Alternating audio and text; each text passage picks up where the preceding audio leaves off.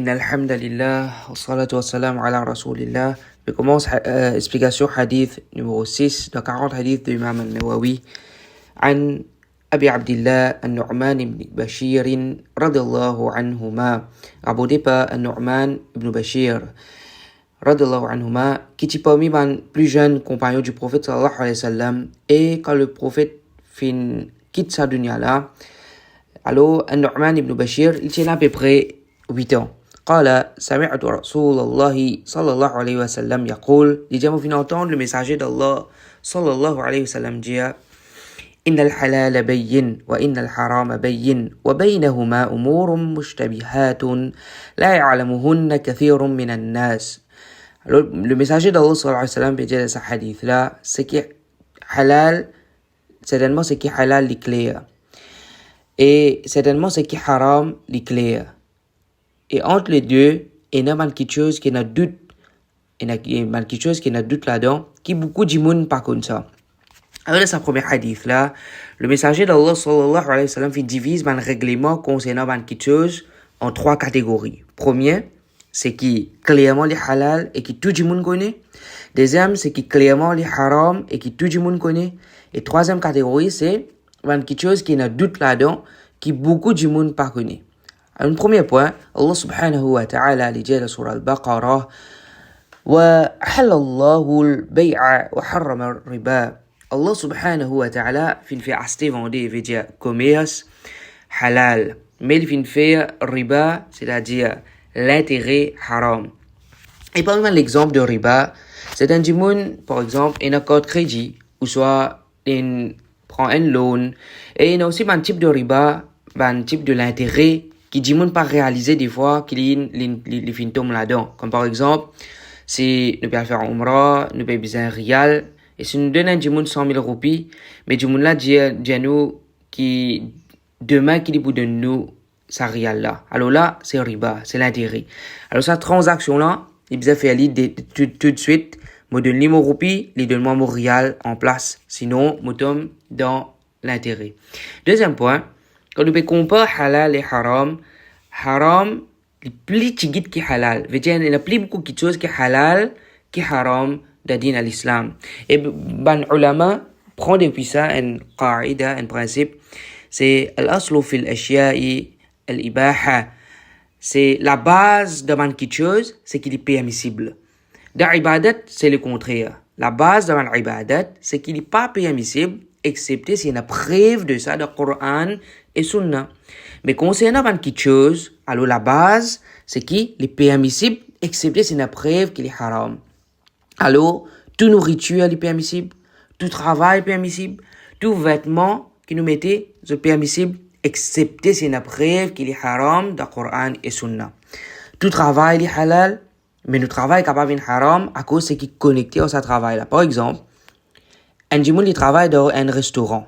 La base, c'est qu'il travaille là, il est halal. Mais si dans ce restaurant-là, il servi l'alcool, alors le travail dans sa place-là, il vient haram à cause de servir l'alcool, qui est quelque chose qui finit être décrété comme haram. Un autre exemple, un djimoun travaille dans un bureau. Et tous les jours, il rate salat zuhar. Alors, le travail dans le bureau, il est halal.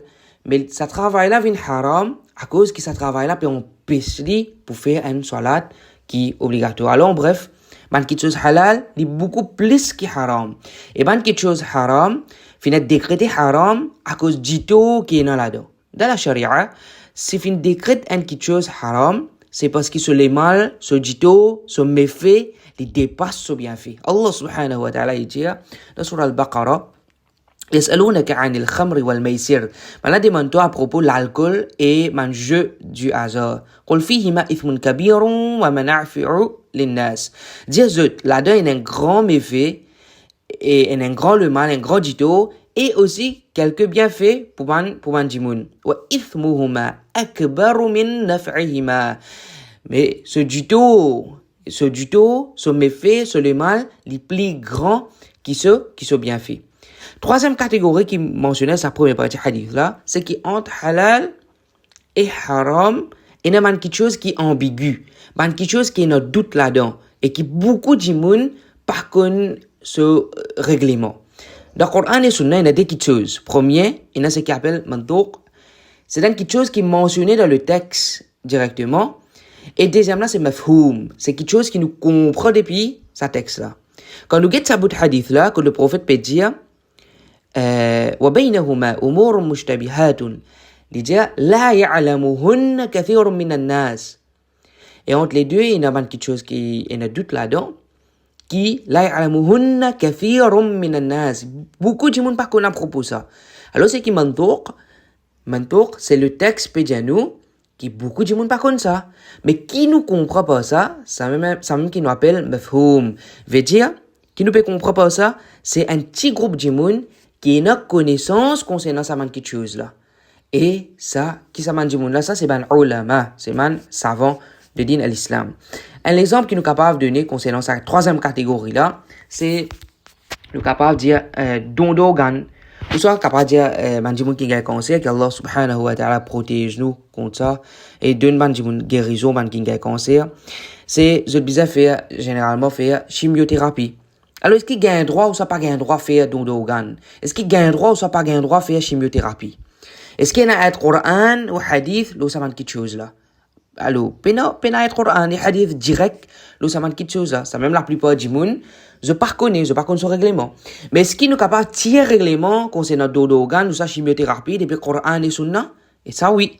Et ça c'est ban savant, ban ulama qui a une connaissance qui est plus apte pour faire ça travail là. Hadith ali continue, le prophète sallallahu alayhi wa sallam lui dit فَمَنِ اتَّقَى الشُّبُهَاتِ فَقَدْ اسْتَبْرَأَ لِدِينِهِ وَعِرْضِهِ. Celui qui évite quelque chose de douteux, il finit certainement, c'est-à-dire blanchir ce din et ce l'honneur contre le blâme auprès d'Allah subhanahu wa ta'ala. Alors ici hadith là, cause concernant qui nous besoin faire si nous pas connaissons le règlement le ban quelque chose. Par exemple, nous pas connaissons sa nourriture ou soit du travail ou soit une transaction acheter vendre, nous pas connaissons si c'est halal ou haram. Nous avons doute. Première chose qui nous fait dans cette situation là, c'est nous demander. فاسألوا comme Allah subhanahu wa ta'ala dit فاسألوا أهل الذكر إن كنتم لا تعلمون. Allah subhanahu wa ta'ala demande man qui n'a la connaissance, c'est man ulama si je pas connais.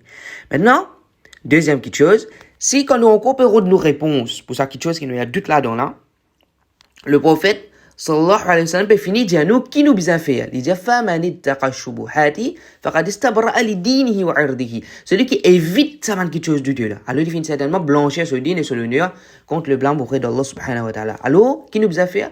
Nous restons loin de ça quelque chose là jusqu'à qu'il nous gagne nos réponses des peines alim, des peines savants, dits de confiance. Ne pas dire nous pouvons aller toujours après quand il y a une réponse nous guetter qui pour faire ou soit après nous faire aller toujours après moi pour demander un savant. Alors, un exemple qui nous a donné, c'est un monde qui paye un travail dans la banque, qui deal avec l'intérêt. Alors, est-ce qu'il est halal ou haram? Alors, il dit, là, dans doute, il pas connaît. Mais il dit, moi, pas de personne pour demander. Alors, moi, fais lui. Là, il béton dans sa catégorie du monde qui peut être blâmé pour ça. Parce que le prophète sallallahu alayhi wa sallam peut dire, nous reste loin de ça quelque chose là. Reste loin de quelque chose qui nous a doute là-dedans, qui nous passe si de ce règlement. Alors, en passant, pour travailler dans la banque, comment peut-être beaucoup de monde les connaît, alors, la banque, il deal avec l'intérêt, il inclut consomme riba, écrire l'intérêt, témoin, et être ban qui là-dedans. Et les haram pour travailler dans la banque, ban quoi ulama, dire qu'il pas un droit même travail comme une sécurité ou soit travail comme cleaner, dans la banque qui peut deal avec l'intérêt. Allah subhanahu wa ta'ala dit dans surah Al-Ma'idah وَلَا تَعَاوَنُوا عَلَى الْإِثْمِ وَالْعُدْوَانِ. Pas coopérer dans le péché et pas coopérer dans transgression din Allah subhanahu wa ta'ala. Un autre exemple qui nous est capable de donner, c'est dans une ma'koulat, dans quelque chose qui nous mange, dans une nourriture qui nous peut consommer. Et il y a beaucoup de choses qui douteux, qui servent comme un ingrédient, par exemple, une affaire qui appelle lécithine. Des fois, pas spécifié qui dérive ça. Est-ce qu'il est depuis soya, ou ça va les autres plantes, ou soit depuis dérivé porc. Alors, quand nous passons dans quelque chose, nous évitons, nous restons loin de ça. Le prophète sallallahu alayhi wa sallam, il continue à dire, وَمَنْ وَقَعَ فِي الشُّبُهَاتِ وَوَقَعَ فِي الْحَرَامِ. Celui qui tombe dans quelque chose qui est douteux, quelque chose qui a doute là-dedans, il peut tomber de haram. Alors, il y a des affaires. Soit, nous faisons quelque chose qui nous a doute là-dedans. Nous pensons les halal, mais en vérité les haram. Ça premier. Ou soit deuxième, nous persister de faire quelque chose qui est douteux. Nous demandons quelque chose qui est douteux. Et ça, à la longue, fait nous éventuellement tomber dans un haram. Le prophète sallallahu alayhi wa sallam, il continue, il dit Karra'i yar'a hawla al-hima yushiku an yarta'a fi. Il paraît comme un berger qui veut faire ce troupeau manger l'herbe autour d'un terrain qui son propriétaire finalement pisse amène des animaux pour manger l'herbe là-bas. Et qui sa berger là, il est prêt pour faire ces animaux pâturer de sa place que pas gain droit rentrer pour pâturer là. Ala wa inna likulli malikin himan. Ala wa inna himallahi maharimuhu. Certainement, chaque le roi a un sanctuaire, un terrain délimité qui existe pour lui. Et certainement, le terrain, le sanctuaire, ou soit les limites d'Allah, qui lui finit en pèsement du monde de ça, c'est une petite chose qui lui finit décret haram. Alors là, le prophète sallallahu alayhi wa sallam peut de nous une métaphore pour nous comprendre. Et qui ne peut comprendre pas ça, c'est qu'il y a un monde qui est un terrain, qui lui finit en pèsement des animaux pas tirer là-dedans. Alors, si berger là, il fait sur des animaux pâturés, nous dire un, ou soit 2 kilomètres avec sa terrain là, mais il est presque impossible pour qu'ils, ces animaux là, rentrent dans le terrain de sa monde là. Mais si ces animaux là, berger là, peut faire sur des animaux pâturés 5 mètres, 10 mètres avec sa terrain là, alors il est inévitable qu'à un certain moment, ces animaux là, pour rentrer dans sa terrain interdit là, et se pour pâturer là-dedans. Et ça, c'est ça même l'exemple que le prophète sallallahu alayhi wa sallam paye de nous concernant quelque chose qui est haram. Si nous constamment rapprochons nous, ou soit costé près avec ban haram, alors nous pouvons ouvrir la porte pour qu'il nous tombe dans ce haram là. À cause ça même qu'Allah subhanahu wa ta'ala, parce concernant zina dans surah Al-Isra, Allah subhanahu wa ta'ala il dit wa la taqrabu zina, pas costé avec zina, pas approche avec zina. Allah subhanahu wa ta'ala pas dire wa la taf'alu zina. Allah pas dire pas faire zina, mais il dit pas coster avec zina. Qui fait ça? Parce que si nous pas coster avec un quelque chose, nous pas coster avec zina, alors il est impossible pour qu'il nous tombe là-dedans. Alors dans Sharia, quand il y a quelque chose qui fait une décret haram, fin aussi faire tout quelque chose qui dirige vers ça quelque chose haram. Et ça c'est pas vraiment sagesse de nos Sharia, mais avec la loi de man kafir, la loi insan, je fais tout quelque chose qui dirige vers man crime, je fais ça légal. Mais quand tu m'as commis ce crime-là, là, je te punis sévèrement. Par exemple, je te dis, j'ai le droit d'acheter l'alcool et consommer l'alcool. Mais quand tu m'as consomme l'alcool, il sous, il fait accident, il tue du monde, ou soit il sous, il coquin, il battait, il fait crime, là, je te dis, du monde là autour. Alors que c'est la loi même qui fait légalise tout quelque chose qui vous dirige ça du monde là vers crime. Mais nous, Sharia, c'est la loi depuis Allah subhanahu wa ta'ala, c'est pas la loi humaine. Il connaît plus qu'il nous connaît nous-mêmes. Et Allah subhanahu wa ta'ala fait mettre une limite qui si nous restons dans cette limite là, il est impossible pour qu'il nous tombe dans le haram. Par exemple, il y a une mixité, monsieur, madame, c'est connu qu'il y a une affaire qui est haram parce qu'il faut une partie de voilà, taqrabu zina, pas coster avec zina. Quand il y a une mixité, monsieur, madame, comme de travail, si un monsieur, madame cause rien badiner avec ce collègue de travail, alors ça vous dirige éventuellement vers zina tôt ou tard. Une statistique d'un pays qui est un free mixing, alors, il montrait que 34% d'un cas d'infidélité, c'est à travers infidélité avec collègues de travail. Et un autre exemple, Zodi, c'est qu'il m'a dit, de vous dire, bizarre peine mixité, quand on fait un manger dans la famille, et quand il y a un voyage, etc. Alors, il y a des gens qui sont en colère, mais, comme un statistique même, je te montrer que 17% d'un cas d'infidélité dans certains pays, quand on prend une mixité, monsieur, madame, 17% de cas d'infidélité, c'est quand monsieur ou madame trompe son époux et épouse avec propre beau-frère ou sa propre belle-sœur.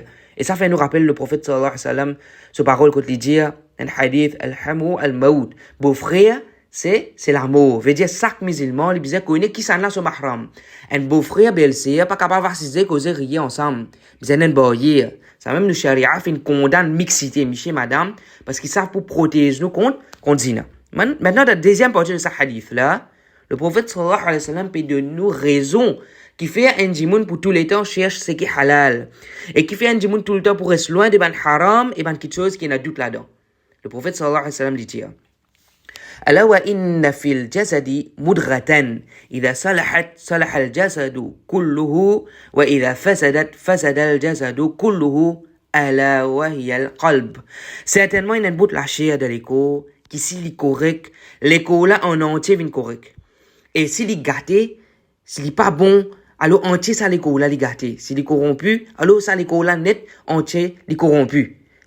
Le prophète sallallahu alayhi wa sallam dit ala wa hiya al-qalb. Eh bien, ça, bout de la chair là qui était ça, c'est le cœur. Ce hadith là il trouve dans Bukhari et Muslim. Hadith là, ça bout de ce hadith là, alors peut montrer nous l'importance de l'équerre et le fait que c'est l'équerre qui contrôle nous la tête. C'est l'équerre qui peut contrôler nous l'esprit et nous l'écho. Le fait qu'un djimoun lui peut écouter par exemple 2-3 minutes d'explication de hadith pour lui acquérir la connaissance islamique et qu'il y a quelque chose qui est obligatoire là, alors qu'il nous trouvait que maintenant djimoun peut délaisser apprendre connaissance din 2 minutes 3 minutes nous pas capable d'écouter une leçon din même le YouTube quand il y a un petit hadith dans masjid, dimoun la fini lever y aller. Alors raison qui fait un dimoun peut écouter une leçon din pour lui acquérir la connaissance din islam. Raison qui fait un dimoun mettre sur présence avant place qu'on peut enseigner la connaissance islamique, c'est à cause de l'équerre en premier. La raison qui un dimoun peut faire ce 5 heures salat par jour. La raison qui un dimoun peut garder un mois rosa Ramadan. La raison qui fait un dimoun donne zakat, donne sadaqa, c'est à cause de l'équerre. Si nous l'équerre dans un bon état, alors nous l'écho pour se soumettre à Allah subhanahu wa ta'ala.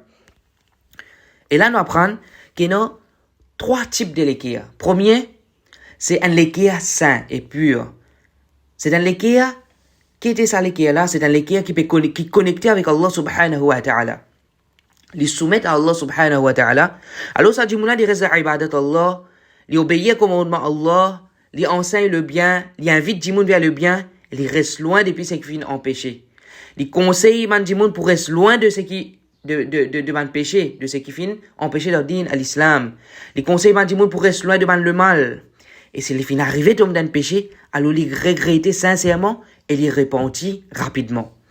Deuxième type l'équerre, c'est un l'équerre qui est malade. C'est un l'équerre qui a et du bien et le mal de sa l'équerre là. Alors ça dit moun là, ça dit moun qui sur l'équerre est malade là, il est content de faire une bonne action. Et il fait sincèrement pour Allah subhanahu wa ta'ala. Mais il est aussi facile pour qu'il ça dit moun là tombe dans un péché, dans un l'égarement, dans un manquement de lui. C'est comme par exemple ce nafs, au donner faire le mal, alors il n'écoute lui succomber, il fait péché là. Et il n'écoute, il arrive à résister. Ça, c'est un djimoun qui se l'équerre malade. Troisième, c'est un l'équerre qui fait mort. C'est un l'équerre qui pas prend compte du tout de le bien. Djimoun là, il est trempé complètement dans le mal, dans le péché, dans la désobéissance. Et il vit sur la vie normalement, sans aucun gêne, sans aucun regret. Alors, un musulman, bizarre fait une réflexion sur l'équerre. Et après qu'il finit examine sur l'équerre, et il connaît dans quelle catégorie ce l'équerre a été, les bizarres trouvent une solution. Les bizarres trouvent une solution pour qu'il se l'équerre vienne plus bon, pour qu'il se l'équerre vienne plus pur. Allah subhanahu wa ta'ala dit, concernant ban qui peut être sauvé le jour du qiyamah, yawma la yanfa'u malun wa la banoun illa man atallaha biqalbin salim. Zouki, ni autres richesses, ni autres enfants pas pour profiter d'autres, excepté celui qui présente devant Allah subhanahu wa ta'ala avec un l'équerre pur, c'est-à-dire celui qui est na taqwa, Allah subhanahu wa ta'ala, celui qui met en pratique tout ce qu'Allah subhanahu wa ta'ala fin ordonné avec sincérité. Il reste loin de tout ban haram qu'Allah fin averti contre ça. Parmi les façons qui nous fait nous l'équerre vin pur, Allah subhanahu wa ta'ala lui dit dans le Coran, dans surah Ar-Rad, lui dit Ala bi dhikrillahi tatma'innul qulub. Certainement, dans le rappel d'Allah subhanahu wa ta'ala, dans le rappel d'Allah, qui l'équerre gagne tranquillité. Veut dire, nous restons dans le rappel d'Allah, nous restons dans l'ibadat d'Allah subhanahu wa ta'ala, les Allah qui nous l'équerre pour gagner vraie tranquillité. Et celui qui fait le contraire, Allah subhanahu wa ta'ala, il dit, وَمَنْ أَعْرَضَ عَنْ ذِكْرِي فَإِنَّهُ مَعِيشَةً ضَنْكًا. Et celui qui tourne les deux depuis mon rappel, il peut vivre la vie misérable. Celui qui tourne les deux depuis mon rappel, il peut vivre la vie misérable. Et nous pourrons rassembler les autres le jour du Qiyamah et aveugle. Alors tout le monde, qui est musulman, qui est kafir, je t'envie la vie heureuse. Je t'envie une bonne la vie paisible, la tranquillité, la terre. Et la solution, nous pouvons gagner ça. Quand nous pouvons gagner sa solution-là, Allah subhanahu wa ta'ala finit à nous. C'est juste dans le rappel d'Allah subhanahu wa ta'ala. Allah subhanahu wa ta'ala dit dans surah An-Nahl, Man amila salihan min dhakarin aw untha wa huwa mu'min. Celui qui fait le bien, il fait bonnes actions parmi man mâle et femelle. Et wa huwa mu'min, il y a un croyant. فَلَنُحْيِيَنَّهُ حَيَاةً طَيِّبَةً. Alors nous pouvons certainement vivre une vie heureuse. Celui qui fait le bien, parmi man, mâle et femelle, il y a un croyant. Alors nous pouvons certainement vivre une vie heureuse. Souvent, et quand nous disons Jimoun, paix à Allah, ittaqillah, faire le bien, alors je dis at-taqwa hahuna. Je montre je te je dis taqwa ici, mo iman, taqwa, mo iman di dans mo leke, mo paix Allah dans mo leke. Mais ça iman dans leke là, li manifester dans toutes nos bonnes actions. Le fait qu'un djimoun peut persister dans ma désobéissance, le fait qu'un djimoun il peut consommer un intoxicant, le fait qu'un djimoun il get film haram, le fait qu'un djimoun il écoute la musique, le fait qu'un djimoun il peut vendre cigarette, le fait qu'un djimoun peut de toute bonne désobéissance, man ça fait qu'il paye non. La satisfaction d'Allah subhanahu wa ta'ala là-dedans, le fait qu'il y a un djimoun pas peut faire salat, le fait qu'il y a un djimoun pas peut pratiquer l'islam comme besoin, alors ça c'est parmi les signes qui peut notre croix de ça là. Et ce hadith là nous peut expliquer ça à la fin de ce livre là, et ce hadith là de 40 hadiths de Imam An-Nawawi parmi les derniers hadiths. Et c'est un hadith qui définitivement ban djimoun fin mal comprend ce signification et il demande explication. Nous termine par le Coran qui nous cité là yawma la yanfa'u malun wala banun. Allah subhanahu wa ta'ala dit concernant ban qui peut être sauvé le jour du qiyamah, jour qui ni autres richesses ni autres enfants par pour profit d'autres illa man atallaha biqalbin salim, excepté celui qui présente devant Allah subhanahu wa ta'ala avec un cœur pur, qu'Allah subhanahu wa ta'ala purifie nous les cœurs, fait nous rester à l'obéissance à Allah subhanahu wa ta'ala. Wa sallallahu ala nabiyyina Muhammad wa ala alihi wa ashabihi ajma'in.